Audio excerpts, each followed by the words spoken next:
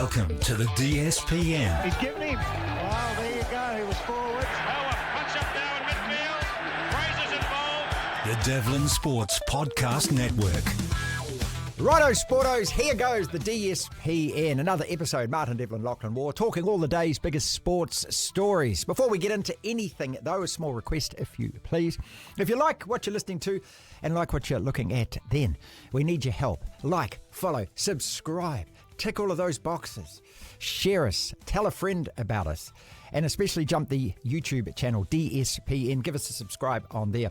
Most grateful. We are fledgling. We are new. This is only our 4th week in existence, and so every time you do that, that means that we grow, we keep growing, and that means we can keep going. On the show today, Grant Dalton. Now, we've played you a couple of snippets of this interview. We recorded him last Wednesday. I can promise you no edits in this at all. We'll give you another chunk on the podcast today, and then the full interview will be available today on YouTube. It's about half an hour with the Team New Zealand boss answering all kinds of questions. Cricket, obviously we're talking cricket today. Rahul Patil with his look back at what was an awful Black Caps performance in Christchurch over the weekend. It was terrible. I mean, after the euphoria of India, back to earth with a thump. Mark Watto Watson all over that, as well as Auckland FC. 5 in a row. No goals conceded. What a way to start the season. And one of the biggest fixtures in world sport took place at Anfield, Liverpool this morning, where the league leaders, Premier League leaders, smacked Man City. That's Man City's 4th Premier League defeat in a row. That's another record. 7th in all competitions in a row. That's another record. 11-point lead for Liverpool. Is the title already done and dusted? All of that to come. But we begin the show the same way every day, which is tablets in hand. Gather my flock. It is time for a sermon. So let's go to the mountaintop. We live in an amazing, amazing world, and it's wasted on the crappiest generation of just spoiled idiots. Catches win matches. It's one of cricket's oldest cliches. Cliche? It's true. And never better demonstrated than in the first test between us, New Zealand, the Black Caps, and England. Quite possibly the worst case of the dropsies our men's team has ever experienced. 8 in the first innings. 5 off their best batsmen. Butterfingers. Harry Brook. Didn't he take advantage? It got to the stage where it was almost comical. Almost. Until it got cringeworthy, and then it got sad, and then to the point where everyone watching was like, what the actual starts with an F and rhymes with truck? This is ridiculous now. Skipper Tom Latham grassing 3 of them before taking the most difficult chance cleanly at first slip. And that's what made it even worse, even more inexplicable. We took a couple of screamers and put down half a dozen dollies. Glenn Phillips, yeah! Celebrating like he was Hulk Hogan winning the WWE title after one brilliant diving effort. Then the next day he puts down an absolute sitter straight to him. That's simply concentration or a lack of, and ultimately proved ultra costly, letting England get away to almost 500 when they could have and should have been bowled out for half that. Not just poor in the field though, bowling and batting also failing us. O'Rourke and Smith, for all their toil, were both way too expensive, going for over 5 and over. Now that's good for T20, but not in a test match. While our batting was littered with soft, dumb dismissals. We were well beaten, no excuses. Really disappointing. And on the back of our best ever series win, 3-0 in India, back home, own conditions against a good but not a great England side, everything to play for, chance to get into the WTC final, we go and dump a turd like that. The test was there for the taking, but we blew it. Or more accurately, we dropped it. Devlin. Sometimes sport just absolutely bites you in the butt. You know, we go to India. We win 3 tests in India. The greatest ever series win for the New Zealand men's cricket team, the Black Caps. We get England at home. They lose in India, they lose in Pakistan. Get them on Christchurch, nice green top. We've got 4 seamers. Yeah. And then that happens. One of the worst performances in totality that I've ever seen from a New Zealand cricket team. Not because we're no good. We just played terrible. Rahul Patil joins us again. You were telling me last week that England weren't going to take 20 wickets. Well, I got a couple of names for you. Kars and Bethel. What about those guys? Truly a humble pie moment for someone like me. Well, for all of us cricket fans and for the team. Yeah. But, I mean, I've got this thing wherein I say, yes, they picked up 20 wickets and yes, they proved me wrong. But did they actually pick up 20 wickets, or did we gift wrap 16 wickets of ours for them as a Christmas present come on, we are welcoming guests. We love hospitality. So here you are, 16 wickets on a platter. Yeah, look, okay, 3 aspects, and they were all bad. Our batting, too many soft dismissals. Our bowling, way too many runs conceded. And obviously, 8 drop catches and 5 off Harry Brook, who goes on to be the mainstay of their innings. So I don't know if we're ever going to play that badly again, but all aspects, you can't give a pass mark for any of it for New Zealand. No, you can't. And look, one of the other things that I said also when I said that I don't see them taking 20 wickets, I did say New Zealand needs to play time.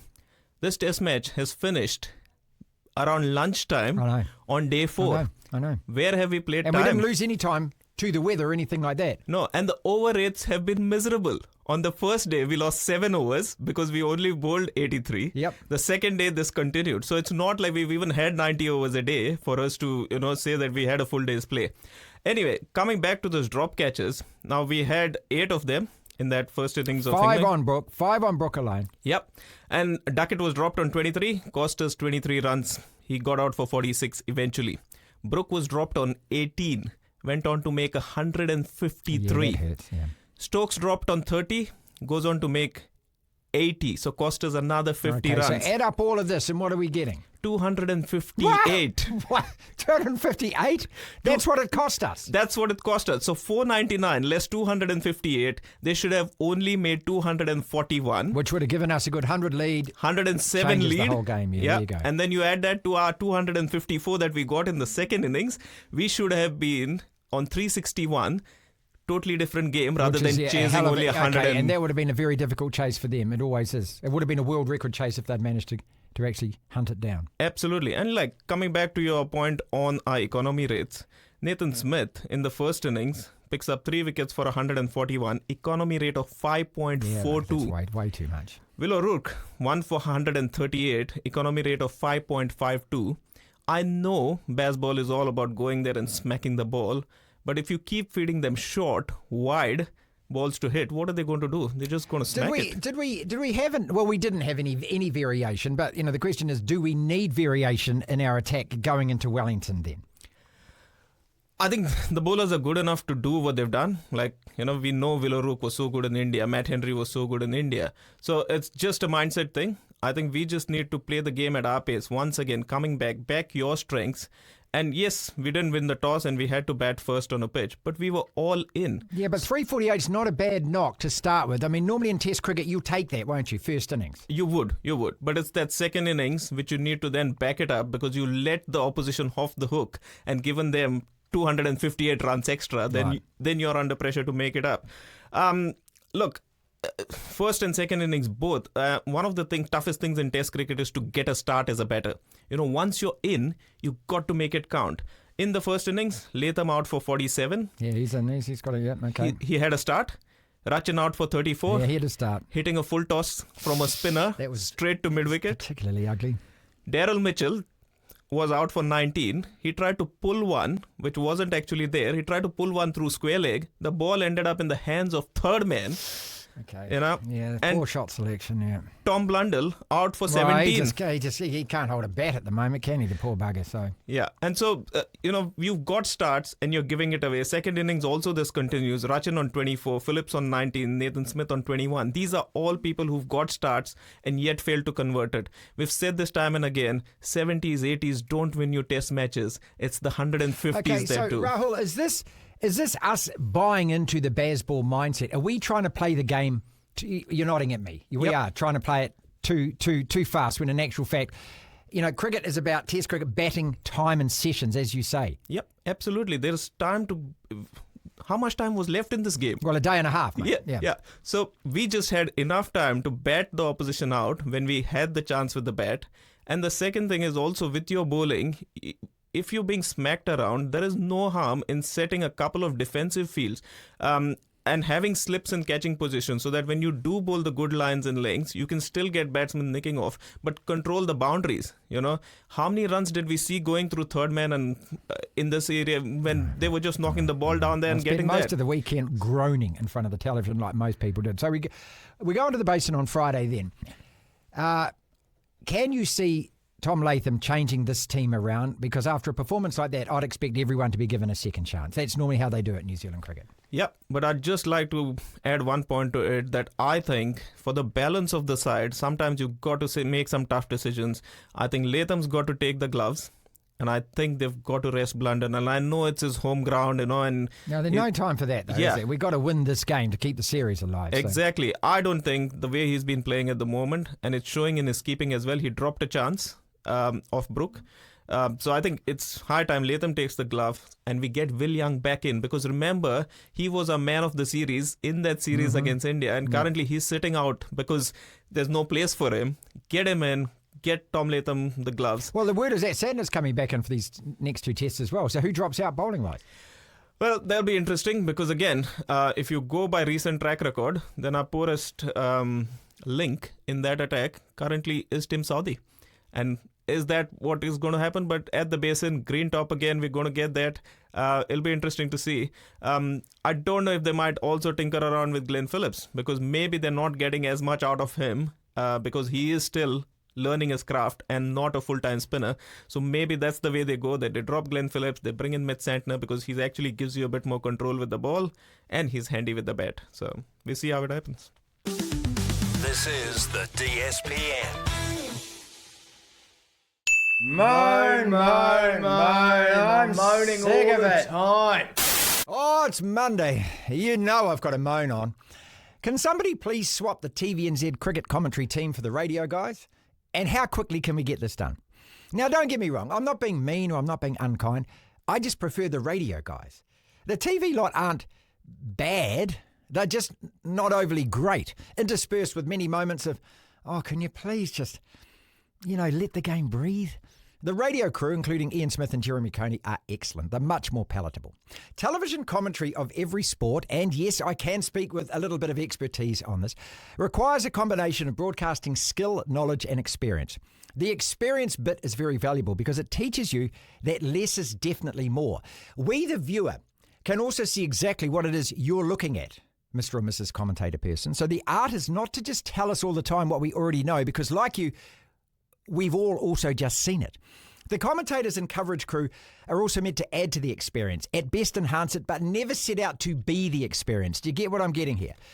We keep getting told, though, in this new 30-second attention span dick pic Instagram world that sport is entertainment. Yes, it is. But sport is also standalone, and by that I mean whatever sport it is doesn't need a pseudo-comedy act alongside it to be enjoyable and entertaining.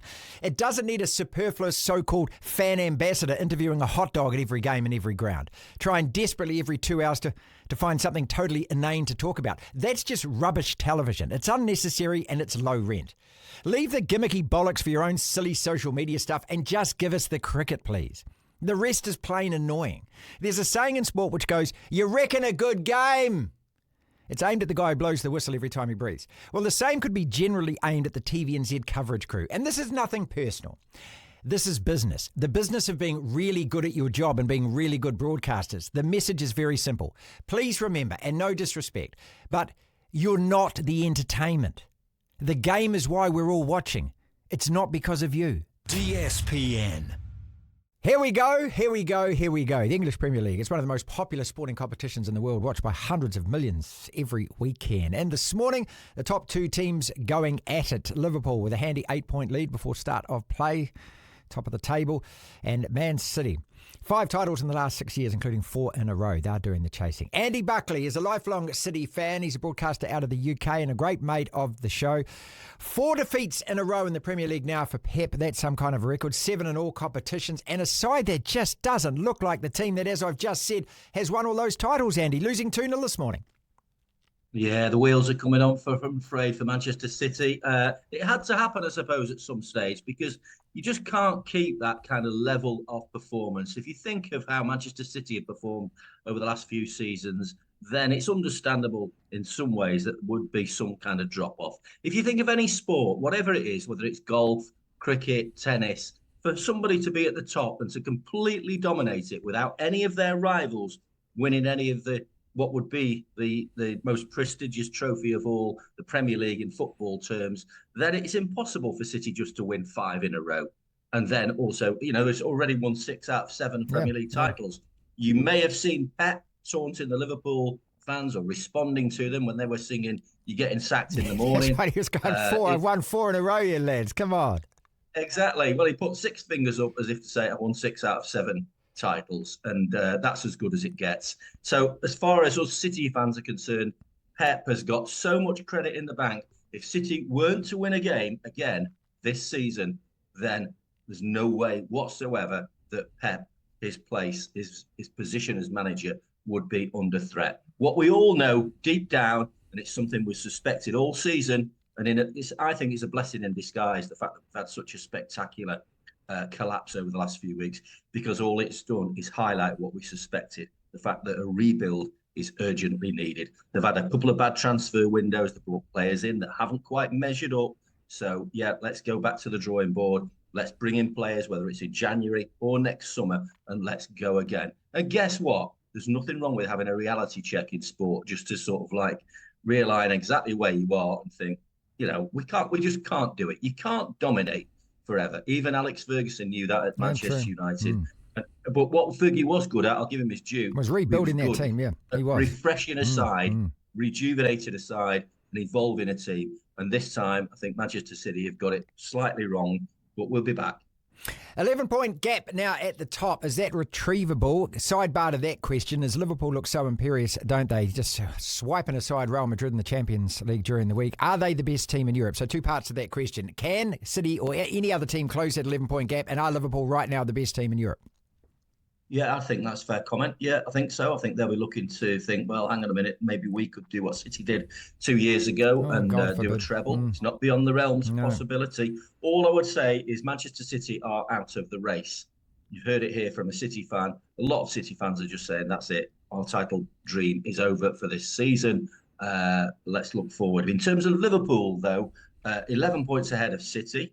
Great for Liverpool. 9 points ahead of Chelsea and Arsenal. I wouldn't rule them out, though, because unlike City, Chelsea and Arsenal have got the momentum. And I would put Chelsea in the same bracket as Arsenal as well. I think they've got a serious chance. They've had a dodgy start to the season, but Chelsea have come good. Arsenal are absolutely flying, 5 goals against West Ham at the weekend. So I think they're going to emerge as Liverpool's biggest rivals. The fixtures now, thank heavens, we've got rid of the international fixtures. Come thick and fast. We've got another midweek round. Then we come to the Christmas fixtures when they come, thick and fast. So I think that's when Liverpool will drop points. I think they're bound to drop points. All I would say, this isn't a criticism of Liverpool. I've got some mates who are Liverpool fans and they say, we're not the team that people are making us out to be. We have got flaws. We have got faults. I think Szoboszlai was impressive against Manchester City. I think he's having a great season. Salah, as ever, imperious. But Liverpool, not quite vintage. Now, as United fans will know, they won the league often enough without particularly performing to the highest level. Because basically, you're the best of the bunch, aren't you? And if the others aren't good enough, it's up to the others to play catch up. And sometimes they didn't do it United when they were in their pomp, in their heyday. So I think Liverpool might win it. Fervently favourites. Yeah, I know with United it was so long ago, but now United fans are dreaming again. No, I want to finish on Chris Wood, Kiwi captain, and scoring a very vital penalty for Forest to beat Ipswich, his 10th goal of this campaign. He's just tucked in behind Salah and Erling Haaland. I mean, just mentioning him in the same breath as those guys, I think it's 77 or 78 Premier League goals. I mean, we keep saying this every week. This guy doesn't get the kind of attention he deserves down this part of the world for, performing on the biggest stage in world football, which is what the Premier League is. What are your props for him? Yeah, underrated. Looking forward to seeing him on Wednesday night because Nottingham Forest visit the Etihad on Wednesday evening.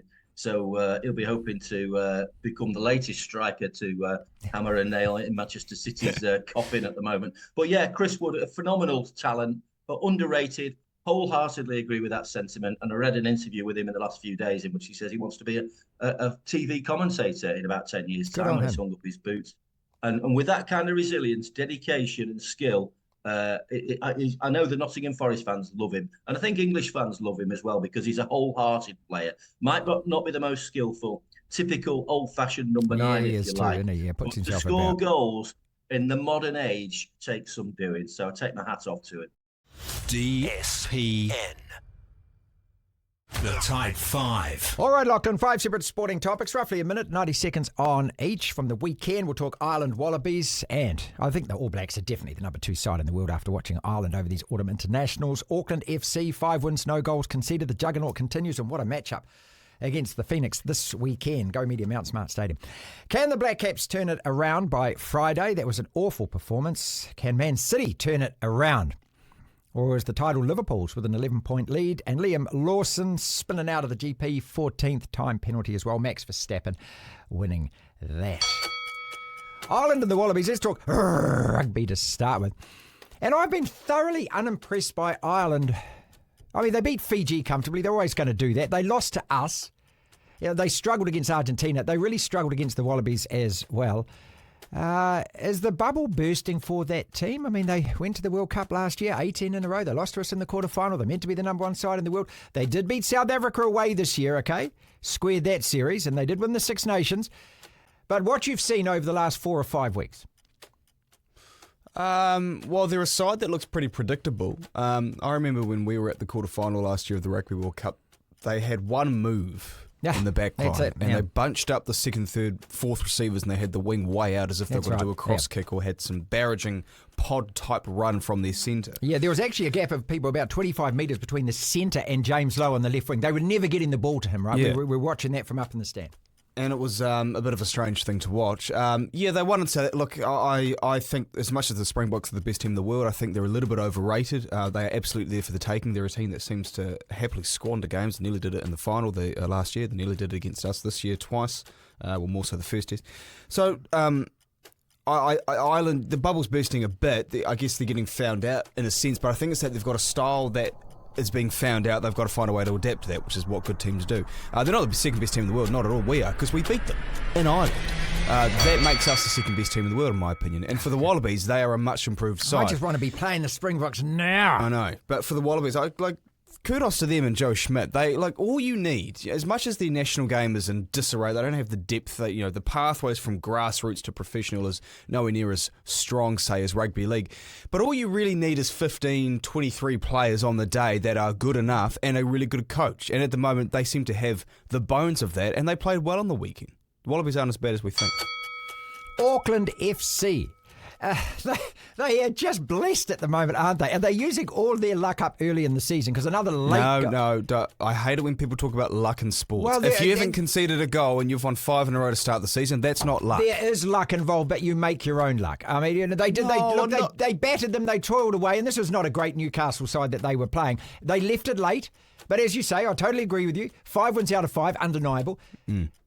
5 clean sheets to start a season. Yeah. And then now you've got this absolute blockbuster sellout clash with the Phoenix this weekend. And the Phoenix are going to come to Auckland wanting to tip them over, wanting to be the first side that scores against them anyway, let alone beats them. But it's a cracking start, isn't it, for a brand new franchise? They're breaking records every time that they play. Another good crowd out there too, 13,500. So... yeah, well, it's an historical start. Obviously, everything, as we talked about last week, is helped by the fact that they're winning in terms of the crowds and the buzz around the city. But, I mean, that game next Saturday, or this Saturday, should I say, coming up, is going to be incredible. In terms of how they're playing Auckland FC, all that matters, at the end of the season, how you play, how exciting you are, how much heavy metal football you play or whatever, however you want to do it. It doesn't matter. All that matters is that you win games. And you don't... championship winning teams Warriors, in whatever sport... Take note. But championship winning teams, whatever sport it is built off defence. One of the most ugliest Super Bowl victories was the Denver Broncos in 2015. Their offense couldn't get anything going. Noodle arm Peyton Manning. But their defense was incredible, and that's what won them the Super Bowl. The Auckland FC is doing a similar thing here, like Liverpool in the Premier League I'd like to credit Danny Hay with this too. Because I know that he is the guy that is actually putting all the work into that. Well, defense. no, okay, yeah, he's doing a good job, but credit everyone. You've got the head coach Steve Corica, who's won A-League titles. He's brilliant as well. The whole team, everyone's doing well. Steve Corica in studio with us for a good half an hour on Friday, previewing that local derby. Can the Black Caps turn it around? Just to talk about prick the balloon. All the euphoria, the expectation, coming off the best ever series win for our national men's cricket team. And you've got to say that. But does it now raise a suggestion that, well, it was just the perfect storm for us in India. Everything came right at the right time. Because Looking at us against England, we're not that good a side. We don't bat well. We can't catch the ball. Our bowling is just profligate. I mean, it's, as much as, sure, we're getting chances, but you can't bowl Test cricket and concede 5.5 runs and over. I mean, you hand the initiative and advantage straight over. England won that way too easy. Yeah, well, we actually started off all right with the ball. We chipped away and got a couple of wickets. The problem was the catches, and it seemed that, the dropped catches, when that happened, that sparked sort of a push from the lower end of England's batting order. And at that point... They bat deep, though, they do. But that test just totally swung. I wouldn't say we had the advantage, but it was absolutely there for the taking for us. It'd give us the edge, given we're at home. And then all of a sudden, England have a brilliant end. I think, was it to day 2? Might have been day 3. Yeah, day 2, I think it was Friday. They had a great finish to the day, and all of a sudden, they had the momentum. And it was the drop catches. But the thing is, and I'm jumping on the coattails a little bit of some other takes in the media, but I think everyone sort of will agree with this, that you've got a batting lineup that is in terrible form. Yes, a couple of them performed well in India, but like Will Young has dropped, for example, and he had a really good series in India, and you've got guys like Devlin Conway, you've got guys like Tom Latham, Tom Blundell, who's been awful for years.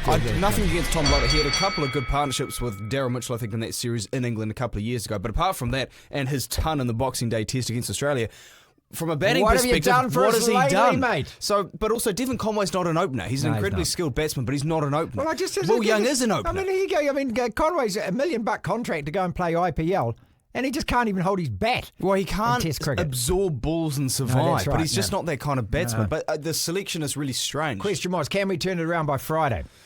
Because we're going to go in with the same team. Well, define turn it around. Win. So can we win the second test? Well, yes, we can. Of course we can. Can Man City overturn an 11-point deficit?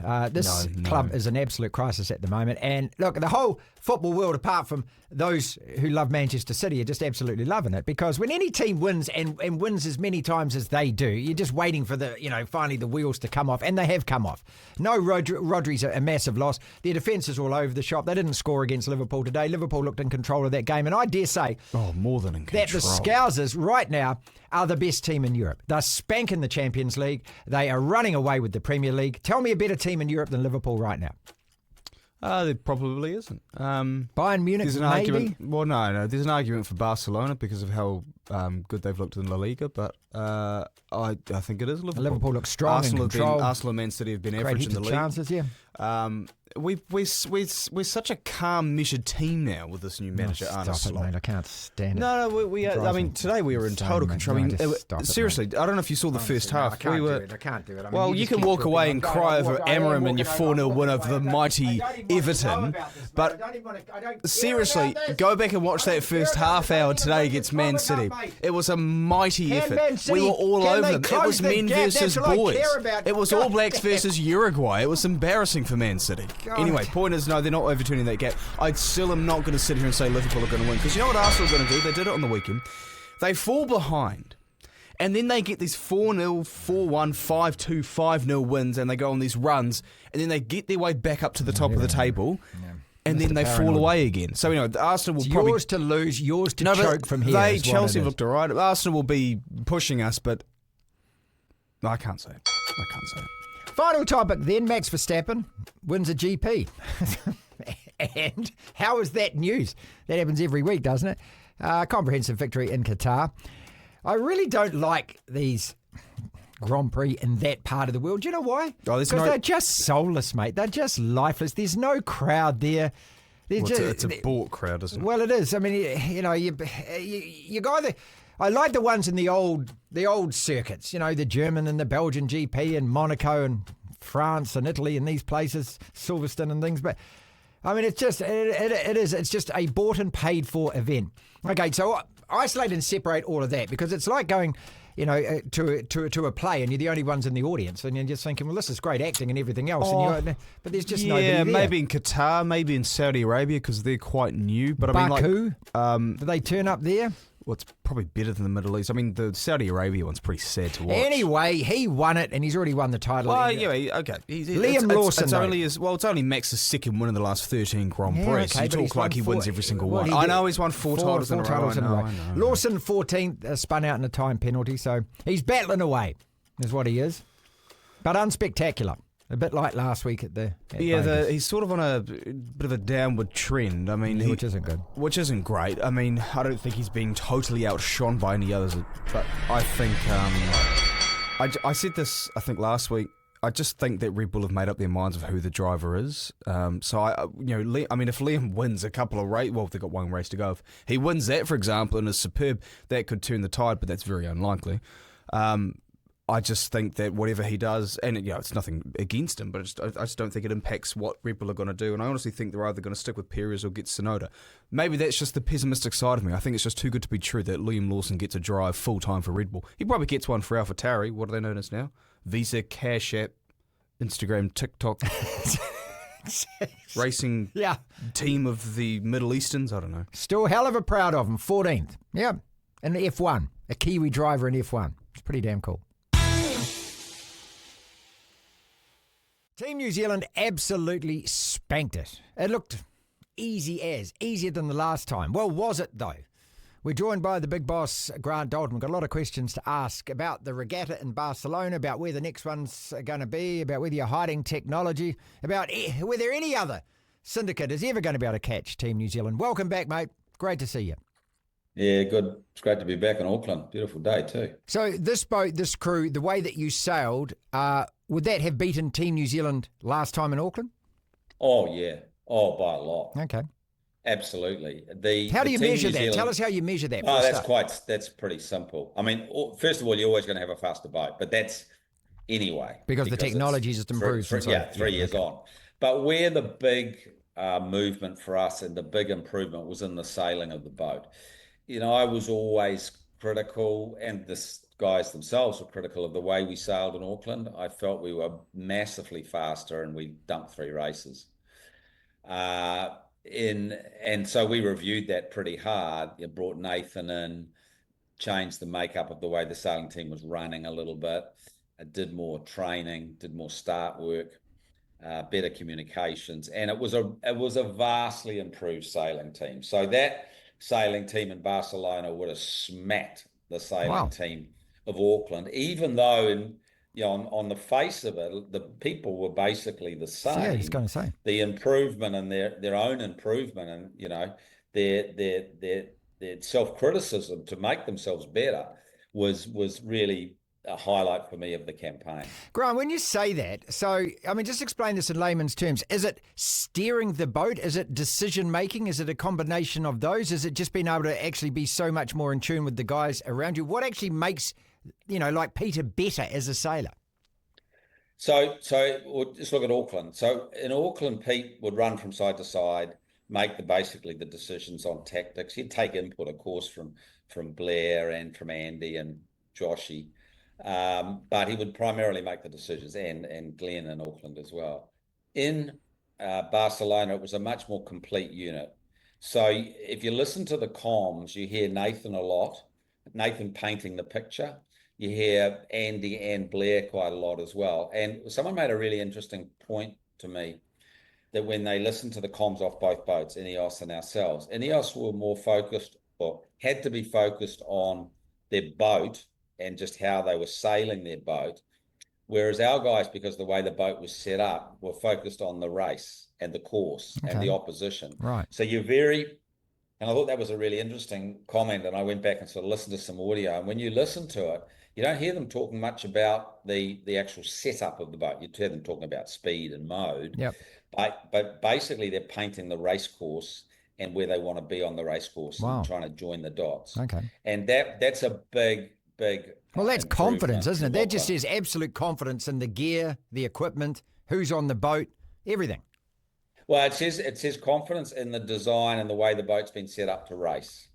And there's intricacies in these boats in terms of what we call the go-to systems, which are effectively the mapping of the boat that sets the boat up for certain conditions. So yeah, it's X knots, a breeze, and you're going upwind. You can push a button and set the boat up for that. So then you can focus on steering it and moding it to whether you want to go fast mode, high mode, or whatever. But you basically get your head out of the boat. All the guys get their head out of the boat and can focus on the course, joining dots, wind dots, ley Well, isn't that lines what and the opposition. shouldn't they all be doing that? I mean, because look, this is going to be one of my questions. Does it still come down to you've got a boat on the water? You've still got to be able to look at your pressure and go, okay, where's the wind going to come from? There's my pocket, all of that stuff. I mean, that's what sailing's about, isn't it? Do you still do that? Yeah, absolutely you do. But if let's say 100% is the guys what they do, if 50% of their time is on setup, mainsail setup, depth of mainsail, traveller position, cant angle, flight, the height of the flight, then that's 50% that's not spent on actually painting the picture, looking up the course, motoring the boat, sailing the opposition. So if you can spend 90% of your time on that part of the race, the actual physical sailing as such, because the boat is setting itself up to a point based on all the testing that you've done, then you have an advantage. And I think that what our sailing team was very good at, I mean, I know they were, was that all those hours on the water, which was spent in getting those setups correct, so that we could focus on sailing the boat. This is the DSPN.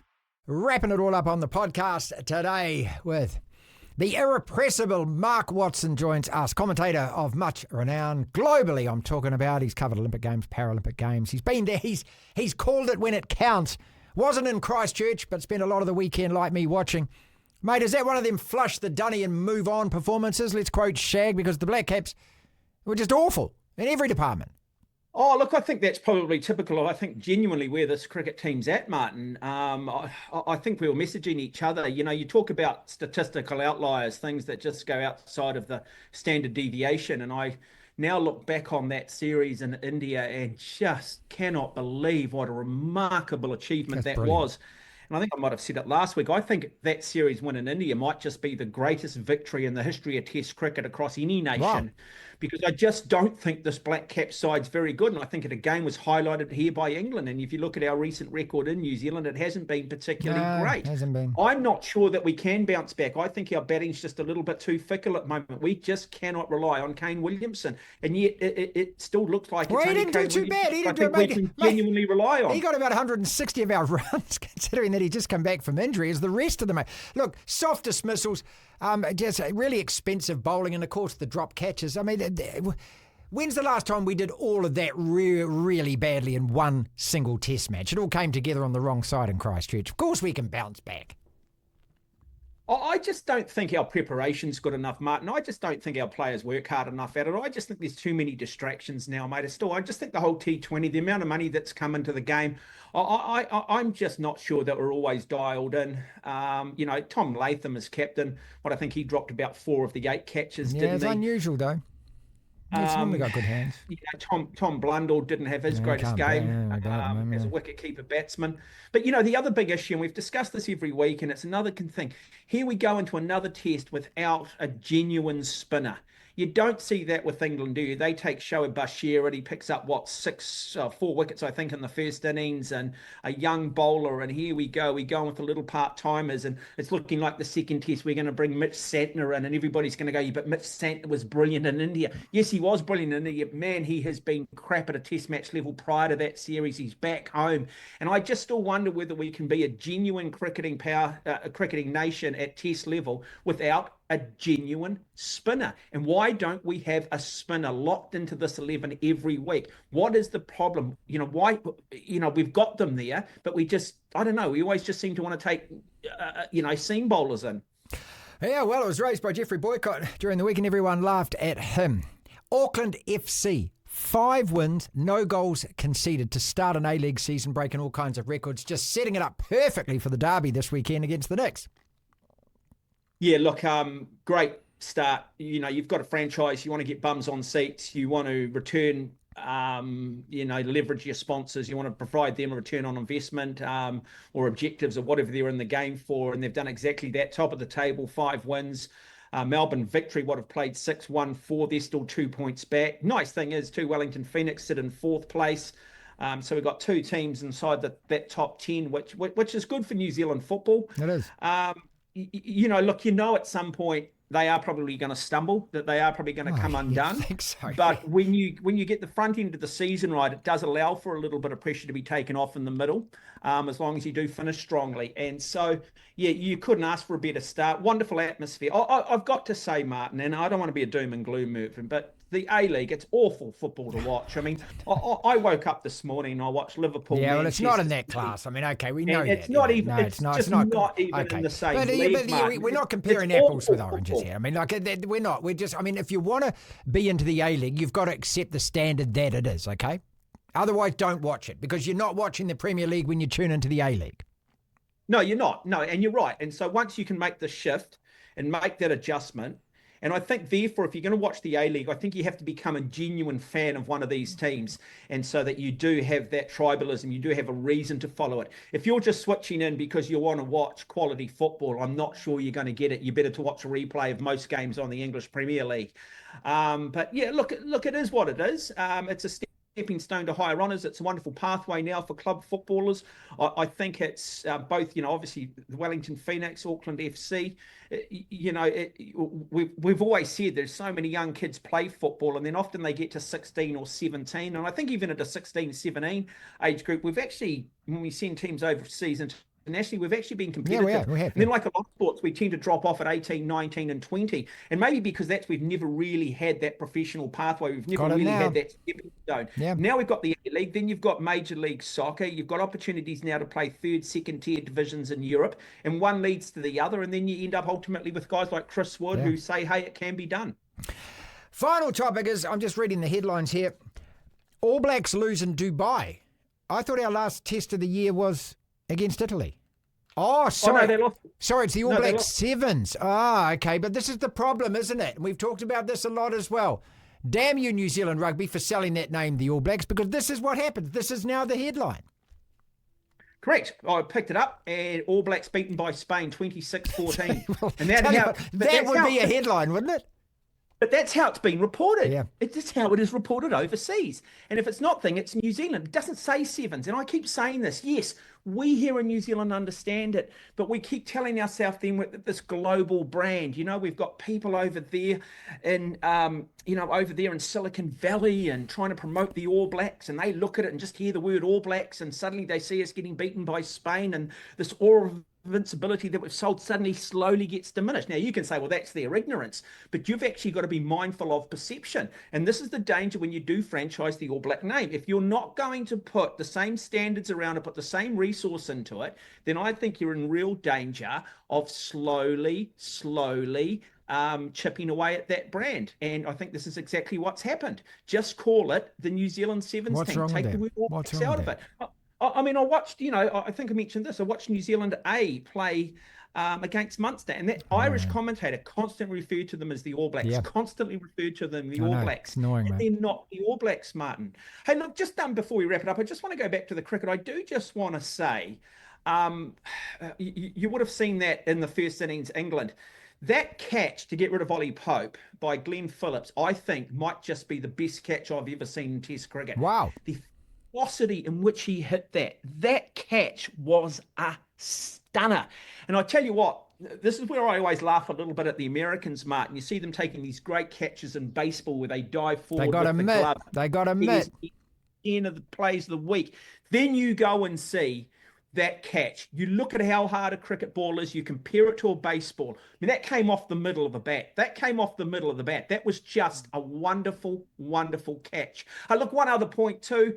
If we do bring Mitch Santner into the test this week, they're talking about, potentially dropping Nathan Smith. But why Nathan Smith? Why not Tim Southee? If we want to win a series, if we're serious about winning, we've got to make the tough calls. But I'm not sure that we're that serious, because I still, Martin, believe that New Zealand cricket is not a national team. It's more of a club. Thank you very much for listening to this podcast. We are brand new. If you like what you're hearing, then please like us, subscribe, follow, tell all your friends about us on social media. We're on TikTok and Instagram at Martin Devlin, one word, _DSPN, Twitter at Martin Devlin NZ, or go to the YouTube channel where our longer form interviews are. Leave us a comment. We love all your feedback as well. And again, thanks so much for listening. This is the DSPN.